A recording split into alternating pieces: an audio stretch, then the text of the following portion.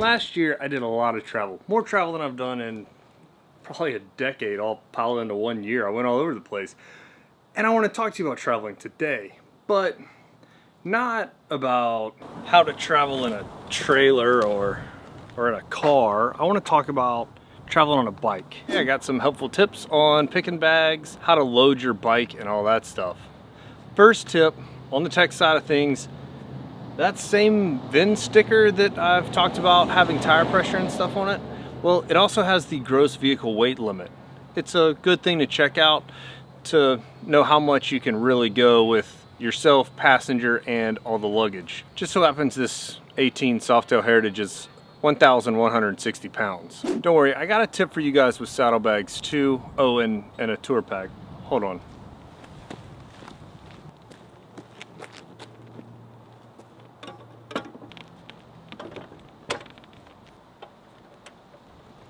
There we go. It's funny how quick detach stuff, it's the first time I've ever taken it off and put it back on again.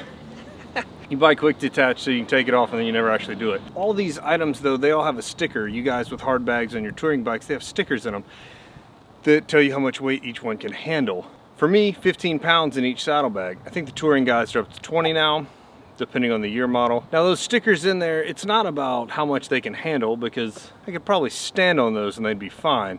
It's about how the vehicle handles. I'm gonna wanna put evenly distributed weight in each saddlebag, not like all the weight in one. I don't wanna put 25, 30 pounds in a saddlebag and 0 on the other side. It's gonna make the bike handle like crap. And I don't wanna max out my 30-pound capacity in my tour pack with no weight in the saddlebags. It's just gonna make riding not that much fun. So depending on what model you have, if you already have bags on there, check out what the weight limit is on each one, and that'll kind of help you decide how to pack so the bike still handles the way you want it to. Matter of fact, I had a couple one time stopped in on an ultra classic, you know, tour pack with the luggage rack on top of the tour pack. They were camping, a couple now, 2 people, and they had all of their camp gear on the luggage rack. I think a luggage rack has like a 10-pound capacity. All of their camping kitchen stuff, the tent, all that heavy stuff was up there with their leathers inside the saddlebag so that they would stay dry and wouldn't get wet. In theory, that sounds great. But at 10 miles an hour, that bike had a tank slapper wobble go on that I pretty much almost dumped their bike in the parking lot of the dealership, barely even moving. I don't know how that got in. Actually, I don't know if we ever made it home safe. The first motorcycle trip I ever took actually was on my Sportster XL 2008 model with no saddlebags, no tour pack. So don't think that just because you don't have bags attached to the bike doesn't mean you can't go travel. That first trip I took was an overnight trip, 250 miles there, 250 miles back to visit family.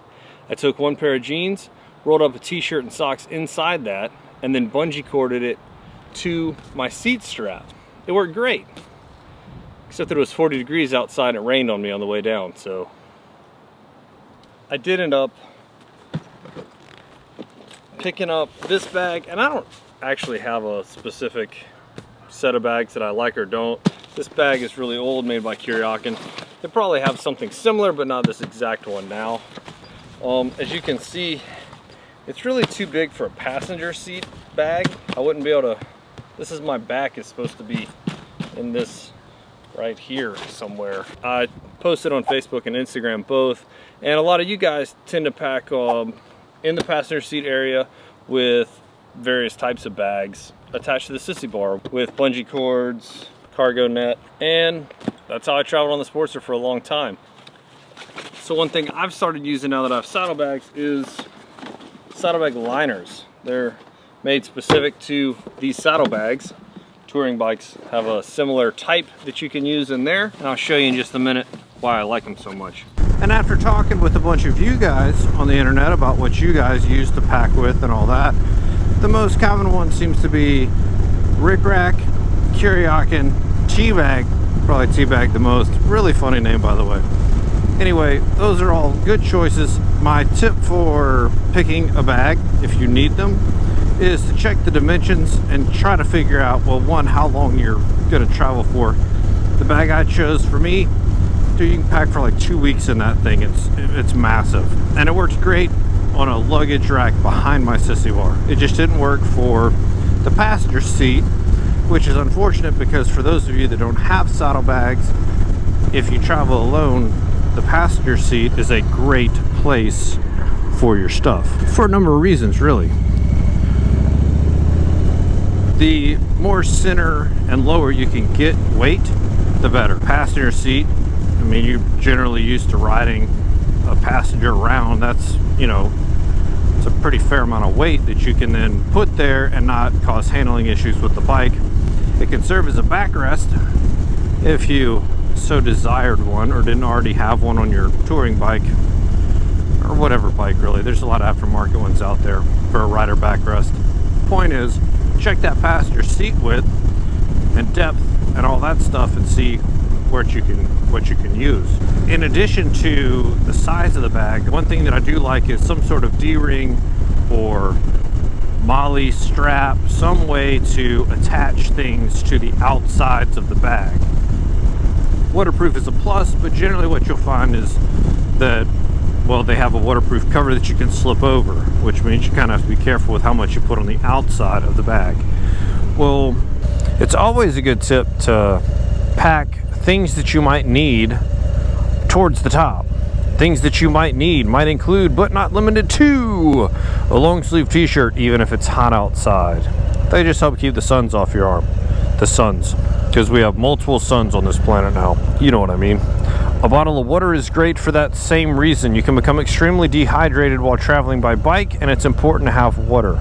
Sometimes a snack is nice too. No matter where I go, I always take my leather jacket though, and rain gear, and I generally keep that stuff towards the top. Clear sunglasses, now that I own a bike with bags, they're always on here. So on my trip I'd have them too. If you're purchasing a sissy bar bag or something, it's nice to have exterior pockets for things like clear sunglasses, long fingered gloves, things that you might not need when you leave on your trip, but might require during the trip. A lot of you in your comments to me mentioned that you leave extra space in the bags, in a tour pack or extra pockets, what have you, for things that you might pick up along the way of your trip. Maybe things you didn't necessarily need right away, but, or want, or whatever, you know, you're buying souvenirs on your trip, whatever. One strong way to get stuff home that you purchase along the way is by having the store or the post office ship it home for you. Just so happens we're going shopping right now. I just haven't told you that. And I would like to know, what are some crazy things that you've strapped to your bike? I know I've gone home with some diapers, big box bungee corded to my sissy bar. Definitely strap cases of beer to the back of the bike. What about you guys? What you got? Let me know down below.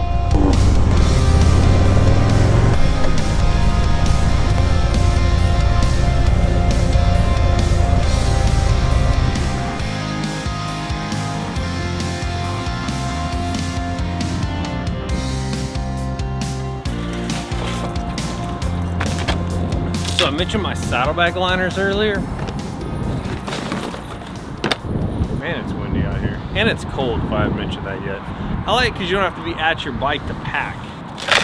Sometimes something as simple as going to the store can become fun because you went on the motorcycle. That is half of them in one, because, you know, evenly just distribution and stuff.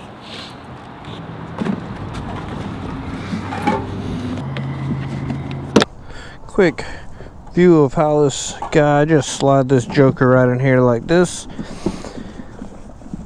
Bam. Ta-da. Now, one thing, oh yeah, people have been asking about this tour pack. How about I think about it? I love the way it looks.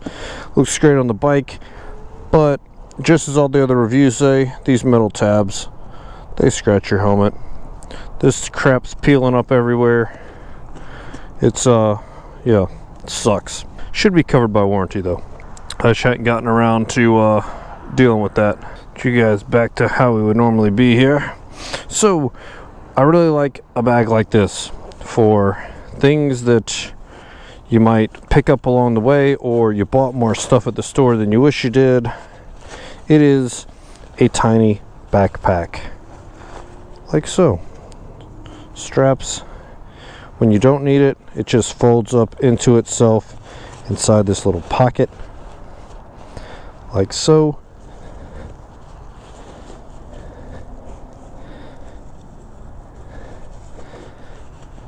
Zip it up. It fits in my tour pack that is not in the greatest of shape. We'll be hitting up warranty about that.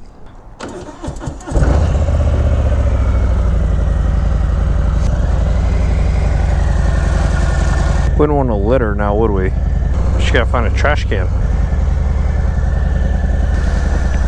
I was thinking it's funny coming to Sam's to buy things, because it's Sam's. They sell like everything in bulk. Come on a motorcycle, it's like, wait, where's that guy gonna put his stuff? In my bags, bro. So I pitched that bag because it's great for, it takes up no space if you don't need it. If you do need it, it is a lifesaver. That one is a Harley one, and I don't know if they still make it.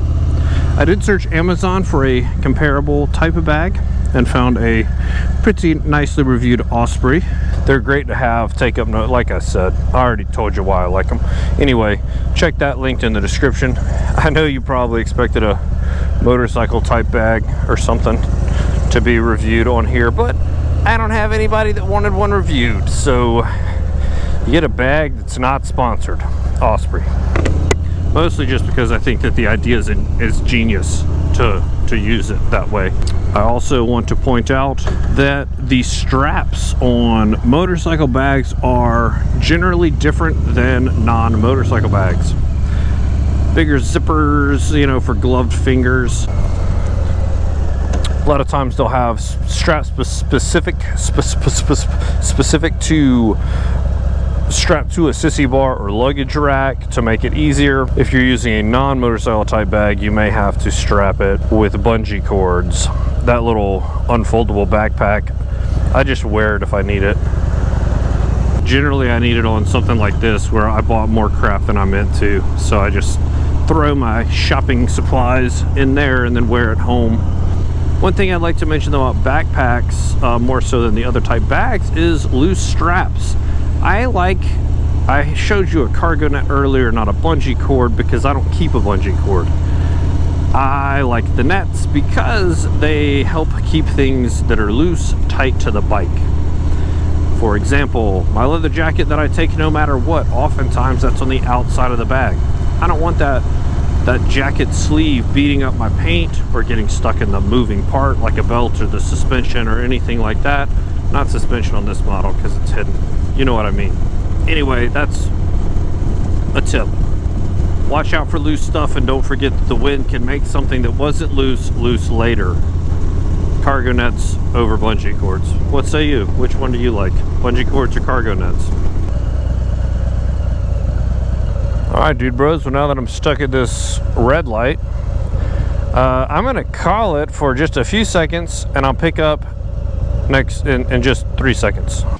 Alright, that was 3 seconds, I think. It wasn't too long. Got my Munsters right there. This is actually how I traveled on the trip to Paris, Texas. Remember that whole world record ride thing?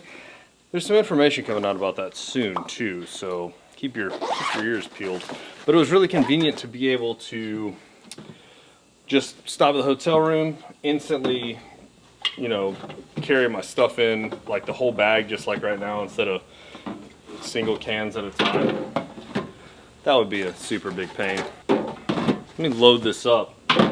See how many Munsters will fit in this new refrigerator I got. We've had a problem with the refrigerator in the shop. Like, it just will quit working, which has ruined some people's lunches, which is never fun. And technically Sean has a refrigerator in his toolbox. I'll show you that in a second. Or right now, over me talking. Mini fridge that actually kind of needs to be cleaned. I mean, this dude has like ranch and Coke. That dude be eating some weird lunches. So obviously Sean's fridge is cool, being like in his toolbox. It doesn't even look like he has a refrigerator, but it's also extremely small. But the fridge always acting screwy is exactly why when New Air hit me up and asked if I wanted to try out this particular Pepsi fridge, I was like, yeah, dude, send it over. Because I thought you guys might want to know about the company.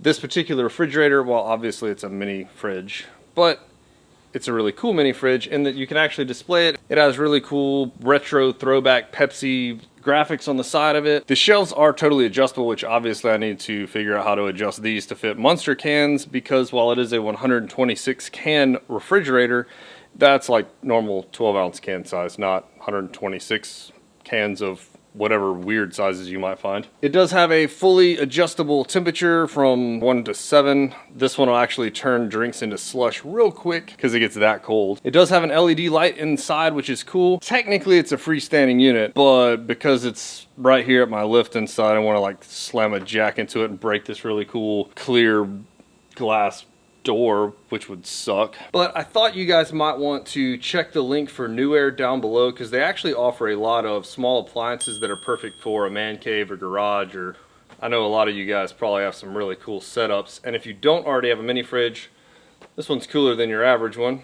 I will say I do have one gripe with it, and that is since I've gotten it, I've had it for about a month.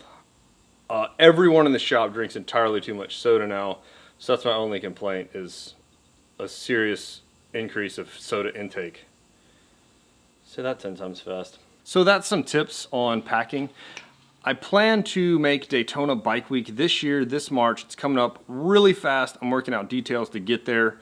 Are you guys gonna go? I'd love to meet you. I'll have more information on whether I'm going and where I'll be while I'm there coming up in the future. But that's kind of why I wanted to throw this thing together. Maybe some of you have never traveled before. Maybe hopefully you learned something from how I do it, learning the hard way, as a matter of fact. So that's what I got for you this week, guys. Thank you New Air for sponsoring this video. Make sure to check out their link down below. And if you want to see more content like this, make sure to hit the subscribe button right here. Tap the bell notification so that you know when I upload. There's a video right here and here, and I'll catch you guys in the next one.